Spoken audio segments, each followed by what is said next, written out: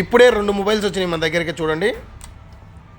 K12X 8GB 256GB just 12,999.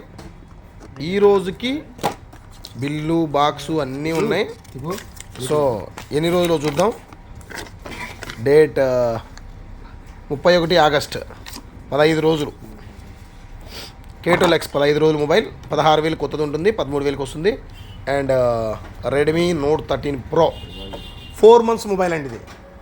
Note 13 pro Redmi ఇది వచ్చేసరికి మీకు 8GB 128 25,000 ఉంటుంది, 16,000 వస్తుంది, 9,000 తగ్గుతుంది. ఇంకా మీకు దగ్గర 8 నెలల వ్యారంటీ ఉంది.